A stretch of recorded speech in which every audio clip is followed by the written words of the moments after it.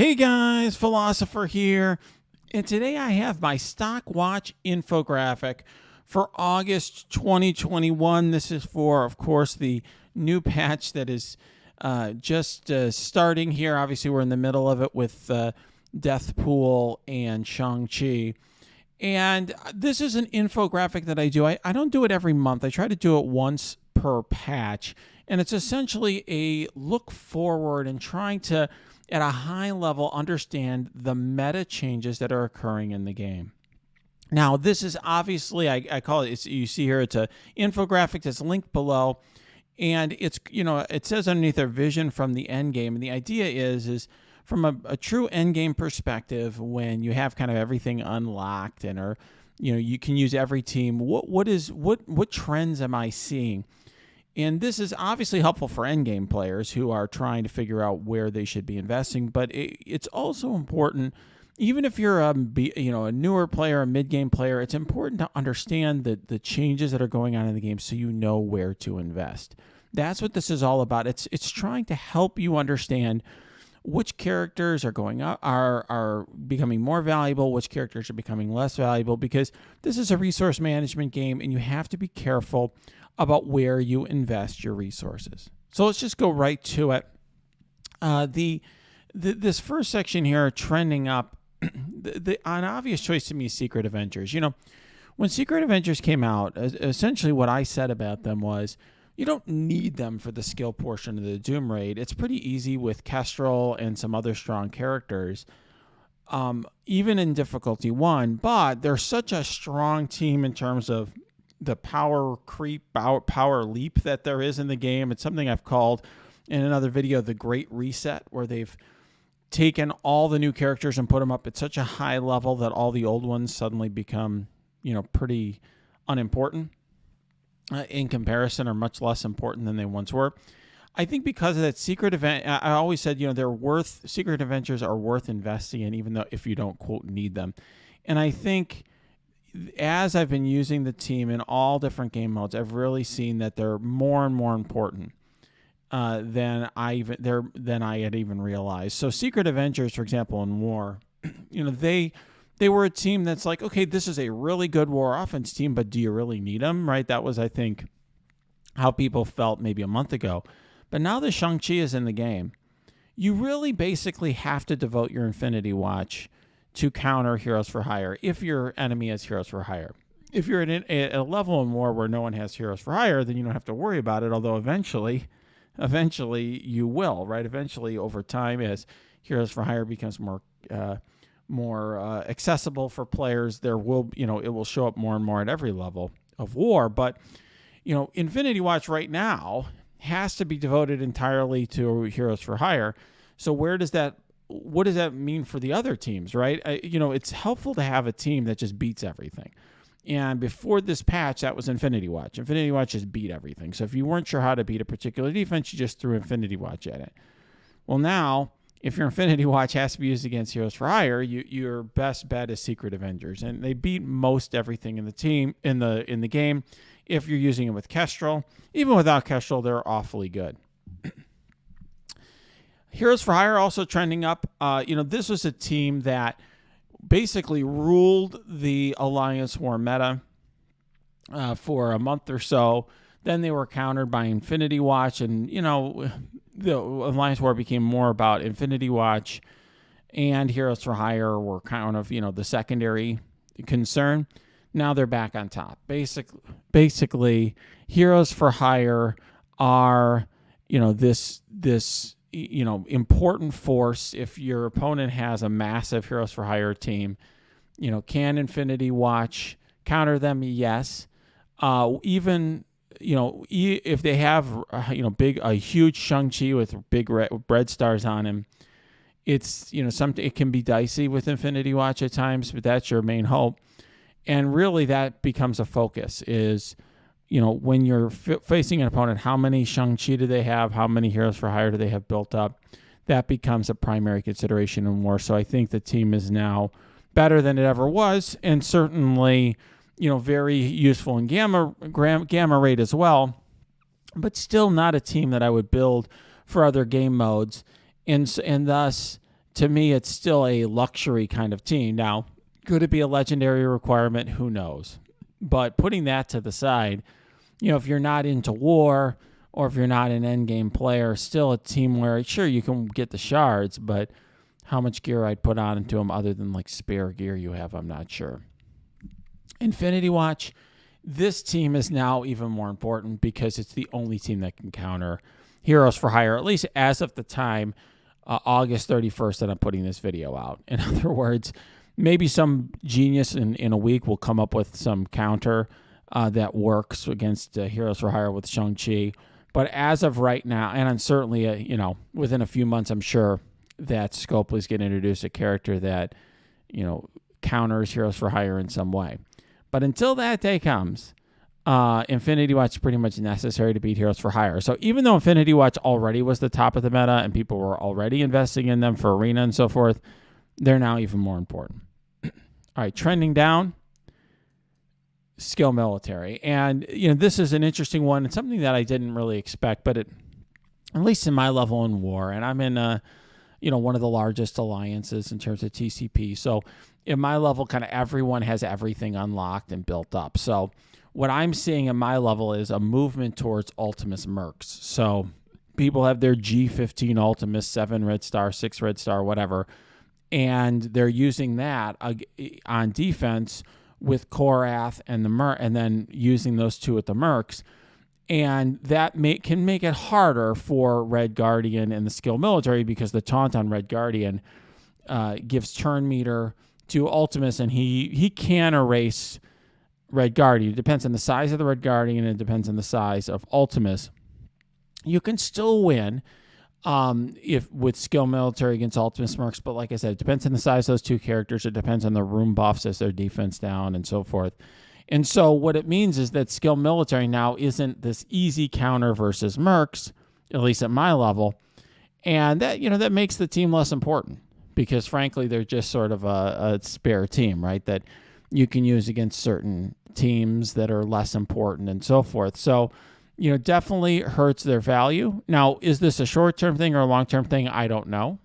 I will say for myself personally, I haven't built up Ultimus because other than this niche counter or this niche war defense, he's really not useful in the game. But I am, I'm not sure. I mean, for right now, this does seem like a good war defense. It's possible that more war defense rooms or slots will be added, in which case this is a viable counter to work on. Certainly if you have Ultimus, that's, he's worth using, and Skill Military I think is a little less valuable than they used to be. It's always been a T4 intensive team, but until recently was just such a great counter versus Mercs that they had a lot of value for that alone. Jessica Jones, obviously trending down here.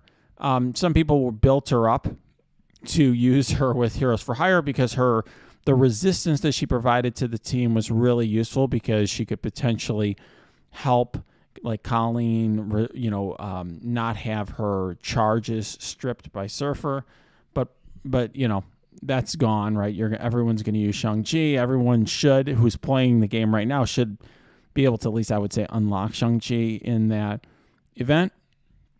And so, she's basically useless against, once again, I mean, I don't see any reason to put anything into her.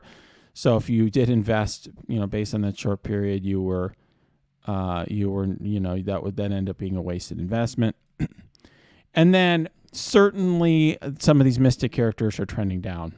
Ebony Maw, Thanos, Hela, really any other character that you were building up for Mystic other than Surfer, Adam Warlock, or Doom. In other words, I think Dr. Doom is still a good investment because you can use him for both tech and Mystic, and he's such a strong character, even though he's a villain, and so therefore he doesn't have perfect synergy with the New Warriors. I mean, Doom is so good that I think he's still a good character to invest in. Adam Warlock and Surfer are both Mystic heroes, and they synergize well with the New Warriors. It's probably who you're going to end up using with that team, although we don't know until the full team's in game. We've had a chance to test with Cloak and Dagger. But one thing I know for sure, Ebony Maw, Thanos, and Hela have long been an issue for me in difficulty 1. Hela without blue ISO, until I put some blue ISO on her, she was like dying, and sometimes before she took a turn. Thanos is like paper mache. He dies very quickly. I have a 7 red star G15 Thanos, and he can die very quickly. I have him level 3 blue ISO. He can just die pretty quickly. A difficulty 1. Ebony Maw, just also very power crept, can die pretty easily. Doesn't do enough. I mean, he's got some good abilities, but he needs Thanos really to feed him energy. Just they're really power crept at this point. And so I think these are the sort of characters that I wouldn't be excited about investing in if I was, a mid-game player trying to get some progress in Doom Raid. I try, if at all possible, to invest in lower star Cloak and Dagger, for example, in Deathpool, to have those characters instead and try to rely on them in Doom. And if I have Warlock or Surfer, even if I have those characters at lower star, I think it's better to invest in those because I think they're going to hold their value for a long time, because eventually you'll get more stars. And I realize that if you're free to play, that may be after the characters start falling off, but at least you'll have some value there, whereas Maw, Thanos, hell, they're just really on their way out in terms of their usefulness. All right, new characters and teams. The new Warriors. This is another one kind of like Secret Avengers, that they're not necessary for the raids right now. In other words, I was completing Doom Raid 1.1 without them, but certainly they make it a lot easier. I mean, Deathpool alone makes the Mystic nodes a lot easier. But I think it's fair to say that for Doom Raid, let's say 1.2, 1.3, or Doom Raid 2, which we know is coming soon, you're going to probably want new Warriors. Cloak and Dagger also look to me at first glance like strong choices for City, Dark Dimension. One thing I don't do, I know some people will put out, predictions, guides, whatever, based on characters they've never played. I don't do that. I don't recommend Cloak and Dagger for City, DD4 or DD5, which you don't even know anything about until I've actually had a chance to test the characters myself and use them and make sure that they work well. But I think on paper, they seem like they would be good choices. So I'm kind of flagging that if you're a player who's about to enter DD3 or DD4, you can take that into account when you're considering how much to gear certain symbiotes, that sort of thing. Deathpool, I mean, I think she's a character that has both been simultaneously underrated and overrated. In other words, is she the best character in the game or something? No. I think the ult, you don't use nearly as much that like one-turn kill as people think. But she brings a lot of things to the table that I think are under the radar. Her out-of-turn damage is very good. Is it as good as Kestrel's? No. But is it very good? Yes. She does this damage when people die. She also, when I say sustain, what I mean by that is not only does she have great healing in her kit, but she also gets death proof when she gets under, I think it's 50% if I recall, or some percentage. She gets death proof as well. And she can keep getting death proof as she heals up, then goes below that threshold. She can get more and more, she can get death proof over and over. So I think that's really valuable, and she can just stay alive very well. So she's got a lot of cool things going for her. And then I say high stats because she's top 4 in both health and damage right now. Obviously, over time, that's going to go down. We all know about power creep. But, I think that will give her a long shelf life. I think she's going to be a very relevant character, particularly in Raids and Dark Dimension, for a long period of time. She performs extremely well in Dark Dimension. Certainly right now a top 2 choice for Cosmic DD4. All right, Shang-Chi. I think he certainly brings Heroes for Hire to an all-new level. Regarding his value outside the team, I'm a little bit more skeptical. In other words, he has very high stats. He's a skill city character that can have benefits in certain nodes or in certain situations. He's a city hero. For example, I certainly could help some new players in Hero 7.1. I could see on certain Greek raid nodes he could be helpful, but I'm skeptical of how huge of a thing he's going to be outside his team, but it's possible. It sort of reminds me of Colleen Wing when she was released. She didn't even have quite this power crept of stats, and didn't have, like, for example, he's got an awesome heal that isn't listed in his kit and stuff like that, a team-wide heal. So I do think that it's even more plausible than Colleen that he'll have value outside his team, but Colleen was an example of a character we thought might have value outside her team. it was limited. We'll see how Shang-Chi is used outside his team, but at the very least, he's certainly a very good character for Heroes for Hire. So that's sort of my thought on these new characters and teams. All right, let's talk about Red Star promotions. I get asked all the time what you should do with gold promos, what you should do with Red Stars. So here's my advice on that for right now. For most players, use gold promos on Kestrel and Silver Surfer only. Now, if you have 600 gold promos sitting around, sure, blow them on whatever. But on other characters, and I have a list below you can blow them on. But for most players who aren't buying gold promos, who haven't been storing up hundreds and hundreds of them, I think Kestrel and Silver Surfer are the safest choices. What I mean is they're characters that are awesome as you increase their red stars. They have kits that I think will last a long time. And they're already upgradable. In other words, I also don't put on my list characters like Captain Sam that you can't upgrade yet, because I don't see the point in telling people to upgrade. Spend gold promos on characters you can't upgrade yet, right? So that's part of the reason why I think you should save. In other words, the new characters are so good that I wouldn't blow gold promos on older characters when you've got not only Captain Sam, who's fantastic and does really well with red stars, that'll be promotable soon. You're going to have Deathpool and Cloak and Dagger and all these other characters, and then some new characters for the next month and the next month and the next month. The new characters are so good that I think you should be really careful about how you use these gold promos. That's my view.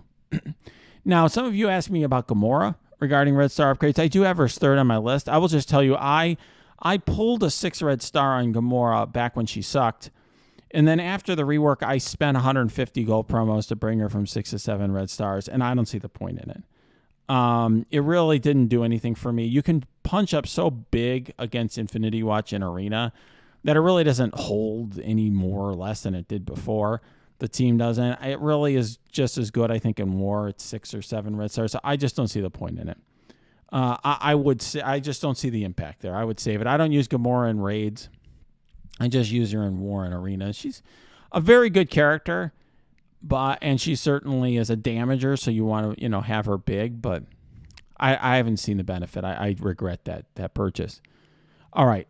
Certainly you want to spend your silver promos on a bunch of characters. So here's the list. Top 10 red star upgrades. I get asked for this all the time. It's on my stock watch every month. Kestrel, Silver Surfer, Gamora, Adam Warlock, Moondragon, Bishop, only if you have Jubilee. He's not good without her. Sharon Carter, who is surprisingly good, much better than I think people realized when she was released. Nebula, Baron Zemo, and Doc Ock. I really was debating here in the last slot between Doc Ock and Longshot. There's, I would say, a big drop-off here after Nebula. In other words, the first characters on this list I feel good about here. Kestrel and Silver Surfer I just think have super long value because Kestrel's got these unique things in her kit, prevents clones and summons, the out-of-turn damage. Silver Surfer is the only character that removes charge. They both have great stats and kits.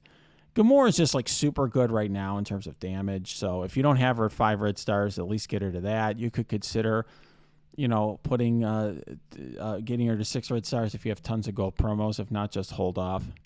Adam Warlock, Moondragon, and this is the best team in the game. And these are characters that have solo value. I use Adam Warlock in Mystic. I use Moondragon. I used to use her in Skill. I don't use her anymore. Now the Secret Avengers are up, but she's a very good, plug and play character. Particularly, she's very good with Captain Sam. Bishop just carries the Axemen. I don't think the Axemen are nearly at the level of these other teams, but they're a good team. They're going to be the mutant raiding team for some period of time, and he carries the team in terms of size. He's who you want to invest in. Sharon Carter's just awesome, and is a newer character, and having her at least at 5 red stars I think is good. Her damage is strong. Her kit is strong. The turn 1 stun, turn 2 ability block. Nebula is also part of the best team. And then you have, Baron Zemo and Doc Ock to me are a drop down. These are kind of older characters. They're very good. They're good all around type characters. They do well with red stars, but, they're not what they once were. So what is my overall advice? First, upgrade your roster with Doomray 2 and Dark Dimension 5 in mind. In other words, we know that this stuff's being added to the game. We already have the level increase. We know Dark Dimension 5 is around the corner. We know Doom Raid 2 is around the corner. What order this happens, who knows? I don't. But I would be thinking ahead to, okay, am I going hard to just get into Doom Raid 1? Is that the right thing for me, depending on where my roster is and my alliance is? It depends. It depends on your situation. Similarly, if you already are mastering Doom Raid 1, 1.1, you have to think ahead to the fact that, okay, I got Dark Dimension 5 coming out. I got Doom Raid 2 coming out in some order. I presume in Doom Raid 2 comes out first, but who knows? But I think you just want to be cognizant and be mindful of keeping enough of your resources on hand to be able to make the upgrades you need for those game modes. That's basically what I'm trying to say. Don't blow everything, all your stores of resources now, without keeping that in mind. And I'm sure if you've been watching my roster, you've seen I'm just holding tons and tons of orange gear because I don't know how much orange gear will be needed for Gear Tier 16. I don't know yet, how much orange gear that I'll need for new characters coming out. So I'm being careful before I just blow all my gear because I know that there's some big changes to the game coming soon. Then another thing here, this great reset, I did a video on that, but essentially the new characters are so ridiculously overpowered compared to the old, and that I really think you should be thoughtful about upgrading older characters. This does not mean that you don't upgrade older characters at all. If you're a new player, you've got to get through the campaigns. I mean, I have newer players asking me, like, how do I get through Doom War? Like, I don't want to upgrade aim. I don't want to upgrade power armor, this and that. Like, sometimes you need to, for certain nodes, you need to upgrade what you got to upgrade to get through and put some purple gear or put some, whatever you got to do to get through those nodes. Also, obviously, there's events, right? You got to get through Chaos Theory or different things like that. Also, at times, your alliance is in a spot where you need to just do what you got to do. In other words, your alliance is working on Doom Raid 1.0 or 1.1, and your symbiotes aren't cutting it. You got to do what you got to do. I put Blue ISO on my symbiotes because we're raiding 1.1 every day, and you just got to do what you got to do. But that said, you should be thoughtful about upgrading older characters. You should be thinking actively every time you're upgrading an older character.